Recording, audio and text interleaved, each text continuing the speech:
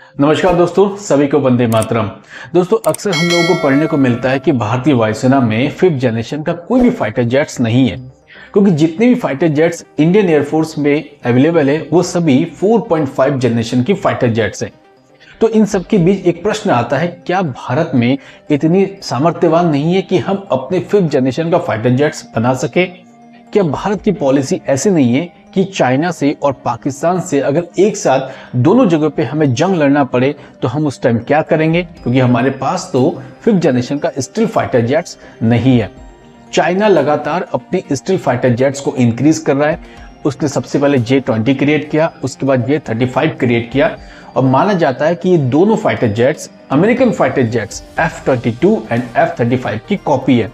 लेकिन जो भी हो, चाइना ने बनाया है, चाइना ने अपनी एयरफोर्स में इसको स्ट्रॉन्ग तरीके से अवेलेबल कराया है और 2035 तक चाइना की कोशिश है कि वो अपनी एयरफोर्स में 1000 से ज्यादा फिफ्थ जनरेशन की स्टील फाइटर जेट्स को शामिल कर ले।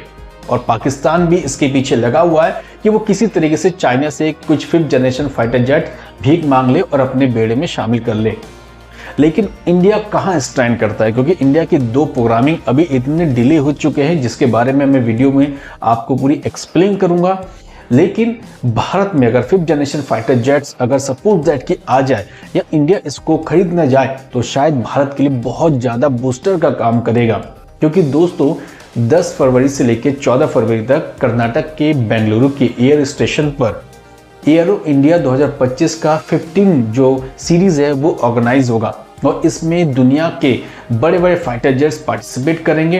दोस्तों, इस एरो इंडिया शो के सबसे 2 और इम्पॉर्टेंट जो अट्रैक्शंस पॉइंट होंगे वो होंगे, पहला नंबर F-35 जो अमेरिकन का fifth generation steel fighter jets है, जो दुनिया का सबसे टॉप टेक्नोलॉजी का फाइटर जेट्स है। तो उसके साथ सुकोई 57 जो रशिया का fifth generation steel fighter jets है। अगर ये दोनों जेट्स इंडिया में आते हैं और भारतीय सरजमीन पर पांव रखते हैं तो हो सकता है कि इंडिया इन दोनों में से किसी एक को परचेस करे।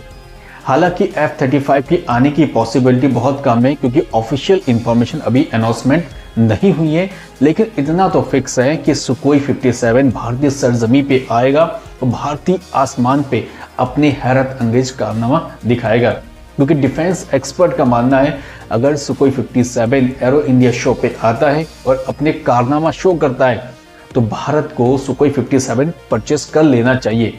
क्योंकि हमारे 2 प्रोग्राम स्पेशली चल रहे हैं, जिनमें से एक है एमका और दूसरा है LCA तेजस मार्क 2। इन दोनों प्रोग्राम में बहुत ज़्यादा डिले है और डिले का रीज़न क्या है? डिले का रीज़न USA है, क्योंकि वहाँ से जनरल इलेक्ट्रिक की जो इंजन आनी है वो बहुत डिले हो चुका है और जिस कारण भारत का जो एमका प्रोजेक्ट है वो लगातार डिले होता हुआ जा रहा है। अगर उसी के अकॉर्डिंग देखें, 114 मल्टी रोल फाइटर जेट्स की जो टेंडर शो कर चुके हैं, उसके अकॉर्डिंग अगर भारत कुछ सुकोई 57 फाइटर जेट्स को परचेस करता है तो हो सकता है कि कभी भी अगर हमें एक साथ पाकिस्तान और चाइना से जंग लड़ना पड़े तो सुकोई 57 भारत के लिए बहुत बड़ा वरदान साबित होगा। लेकिन दोस्तों, थोड़ा सा आज के इस वीडियो पे हम बात करेंगे कि आखिर सुकोई 57 इतना खास क्यों है और भारत के लिए इतना इंपॉर्टेंट क्यों है। क्योंकि कई तरह के कयास ये लगाए जा रहे हैं कि सुकोई 57 अगर इंडियन एयरफोर्स में शामिल होता है तो भारतीय वायुसेना की ताकत में कई गुना इजाफा हो जाएगा। क्योंकि एक तरफ सुकोई 57, एक तरफ राफेल, एक तरफ सुकोई 30 MKI, MiG-29, मिराज, तेजस जैसे कई फाइटर जेट्स इंडियन एयरफोर्स में हैं और ये सब एक साथ मिलकर दुश्मनों को नेस्तनाबूद करने की पूरी कैपेबिलिटी रखते हैं। सन 2000 में रशिया ने जब अपने सुकोई 57 प्रोग्राम को स्टार्ट किया था तो इस प्रोग्राम में इंडिया भी रशिया के साथ था। लगातार 2 दशक तक इस पर काम चलता गया, लेकिन भारत ने 2018 में इस प्रोजेक्ट से अपने हाथ खींच लिए और हाथ खींचने का जो मेन रीजन था वो था भारत का AMCA project, advance medium combat aircraft, जो भारत का अपना फिफ्थ जनरेशन का स्टील फाइटर जेट्स होगा। लेकिन हुआ क्या कि भारत एमका प्रोजेक्ट में भी ऑलरेडी काफी डिले हो चुका है, क्योंकि एमका के जो इंजन आएंगे वो अमेरिकन कंपनी जनरल इलेक्ट्रिक के इंजन आएंगे। उसके साथ LCA तेजस मार्क 1 और मार्क 2, इन दोनों के इंजन भी अमेरिका से आएंगे। इसलिए अमेरिका से जब इंजन की डिले हो रहा है तो डिले होने से इसका सीधा नुकसान इंडियन एयरफोर्स को है, क्योंकि चाइना और पाकिस्तान लगातार अपनी एयरफोर्स को स्ट्रॉन्ग कर रहा है और भारत की एयरफोर्स इंजन की कमी के कारण अपने फाइटर जेट्स को टाइम्स के अकॉर्डिंग बना पाने में बहुत मुश्किलों का सामना कर रहा है। इसलिए अगर सुकोई 57 इंडिया के साथ टाइप होता है या सुकोई 57 को इंडिया अगर परचेस करता है तो मेक इन इंडिया के अकॉर्डिंग सुकोई 57 को भारत में HAL के साथ ही बनाया जाएगा। अगर इसको HAL के साथ बनाया जाएगा तो भारत को इससे बहुत सारे बेनिफिट हो सकते हैं। अगर मैं पहली बेनिफिट की बात करूं तो हमें टेक्नोलॉजी ट्रांसफर मिलेगी, यानी कि सुकोई 57 किस तरीके से बनाया गया, किस कंडीशन में बनाया गया, सारी टेक्नोलॉजी इंडिया में अवेलेबल हो जाएगी। उसके बाद यहाँ के जितने इंजीनियर्स हैं इनको हाई टेक्नोलॉजी से लेस इन काम को सीखने का मौका मिलेगा और सीखने के साथ ये अपने आप को बहुत ज़्यादा डेवलप कर सकते हैं। उसके बाद यहाँ पे जो रोजगार है, रोजगार के बहुत सारे अवसर पैदा होंगे और साथ ही साथ जब सुकोई 57 को इंडिया में बड़े लेवल पे बनाया जाएगा तो बहुत सा पैसा बचेगा, बहुत सा समय बचेगा और हम चाहें तो मेक इन इंडिया के अकॉर्डिंग इसको बना के अपने ज़रूरत के हिसाब से इसमें चेंजेस भी कर सकते हैं। यानी सुकोई 57 इंडिया में अगर आ जाता है मेक इन इंडिया के तहत तो भारतीय वायुसेना के लिए बहुत अच्छा होगा और खासकर पाकिस्तान और चाइना को जब मुंहतोड़ जवाब देना है तो हमारे पास भी सुकोई 57 होगा जो 5th जनरेशन का स्टील फाइटर जेट है जो रडार के पकड़ में नहीं आता है। दोस्तों, एक तो इंडिया के जो 2 स्पेशल प्रोग्राम है, एक है एमका, दूसरा तेजस मार्क 1 मार्क 2। इस प्रोग्राम में बहुत ज़्यादा डिले हो चुका है और डिले के कारण इसका खामियाजा इंडियन एयरफोर्स को भुगतना पड़ रहा है। तो उसी लिहाज से सुकोई 57 इंडिया के लिए सबसे बेस्ट और परफेक्ट चॉइस है। 2019 में रशिया ने अपने बेड़े में सुकोई 57 को सम्मिलित किया। अब तक रशिया ने सिर्फ 32 सुकोई 57 ही क्रिएट किया और जिस तरीके से यूक्रेन युद्ध में सुकोई 57 ने अपना जौहर दिखाया, अपना कमाल दिखाया, उसके बाद तो पूरी दुनिया की नज़र सुकोई 57 में है। और मैंने पहले भी कहा कि मेक इन इंडिया के अकॉर्डिंग अगर सुकोई 57 इंडिया में आता है तो इंडिया के लिए बहुत ज़्यादा बूस्टर का काम ये करेगा, क्योंकि सुकोई 57 जिसकी अधिकतम गति 2600 किलोमीटर प्रति घंटा है, इसमें 12 हार्ड पॉइंट्स है, यानी कि 6 हार्ड पॉइंट्स इंटरनल होंगे और 6 हार्ड पॉइंट्स बाहर होंगे। इसकी मैक्सिमम जर्नी 3500 किलोमीटर है। अगर इसमें 2 आउटबोर्ड लगा दे, यानी कि 2 फ्यूल टैंक लगा दे, तो इसकी जो गति है 4500 किलोमीटर हो जाएगी, यानी आसानी से 4500 किलोमीटर ट्रेवल कर सकता है।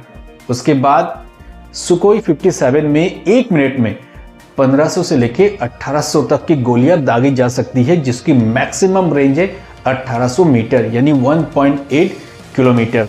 इसमें कई सारे मिसाइल लगा सकते हैं, air to air, air to surface, aerial guided missile, उसके साथ R-35M जैसे बहुत से खतरनाक मिसाइल इसमें लगा सकते हैं और लगाने के बाद दुश्मनों को अगर नेस्तनाबूद करना है तो बड़ी आसानी से इन मिसाइलों से नेस्तनाबूद किया जा सकता है। सुकोई 57 के सबसे इंपॉर्टेंट जो फीचर्स है वह है इसका कॉम्बैक्ट रेंज, जो लगभग 1250 किलोमीटर है और मैक्सिमम रेंज 1500 किलोमीटर है। यानी इतने सारे फीचर्स होने के बाद मुझे लगता है सुकोई 57 बहुत ही इंपॉर्टेंट रोल इंडियन एयरफोर्स के लिए कर सकता है, क्योंकि सुकोई 57 एक 5th जनरेशन की स्टील फाइटर जेट्स है और स्टील फाइटर जेट्स वो जेट्स होते हैं जो रडार के पकड़ में नहीं आते हैं, जिसमें हाई टेक्नोलॉजी लगी होती है जो हर तरीके से दुश्मन को डिटेक्ट कर सकता है। ये एक इनविजिबल फाइटर जेट की तरह आप इसे मान सकते हैं कि आसमान में परिंदा उड़ेगा तो सही लेकिन दुश्मन को दिखेगा नहीं, यानी दुश्मन के खेमे में कब चले जाए, कब उसे तहस नहस कर दे, सारी चीजें उसको चित कर दे और सकुशल यानी प्रोटेक्शन के साथ फिर से अपनी सरजमीन पर वापस आ जाए। इसलिए सुकोई 57 इंडिया के लिए बहुत इंपॉर्टेंट है। लेकिन देखते हैं कि 10 फरवरी से लेकर 14 फरवरी में जब एरो इंडिया शो में सुकोई 57 आता है तो अपने जौहर किस तरीके से दिखाता है और लोग कितना सुकोई 57 से इंप्रेस होते हैं। यानी बहुत सी चीज अभी देखना बाकी है, लेकिन जो भी हो इंडियन एयरफोर्स के लिए सुकोई 57 बहुत इंपॉर्टेंट है और हम तो उम्मीद करेंगे कि सुकोई 57 जब इंडिया आएगा उसके बाद अपना जौहर दिखाएगा तो शायद जब सबको इम्प्रेस करे, तो मुझे लगता है कि भारत सरकार को इस विषय पर सोचना चाहिए, क्योंकि हमारे प्रोग्राम ऑलरेडी बहुत डिले हो रहे हैं और चाइना और पाकिस्तान लगातार अपने पावर्स को इंक्रीज कर रहा है। तो इनसे फाइट करने के लिए सुकोई 57 सबसे बेस्ट और परफेक्ट चॉइस है। तो दोस्तों, आज के इस वीडियो पे इतना ही। एक डिफेंस रिलेटेड वीडियो मैंने आज बनाई है आप सभी के लिए। वीडियो अगर देख लिए तो प्लीज सब्सक्राइब करना ना भूले, और सबसे इंपॉर्टेंट आपका प्यारा सा कमेंट्स। जब प्यारा सा कमेंट्स देंगे तो वो हमारे लिए बहुत इंपॉर्टेंट होगा। अब एक काम और करना है आपको कि इस वीडियो को देखने के बाद अपने दोस्तों के बीच में भी शेयर करनी है। अब कल फिर मिलते हैं एक और नए वीडियो के साथ। Thank you.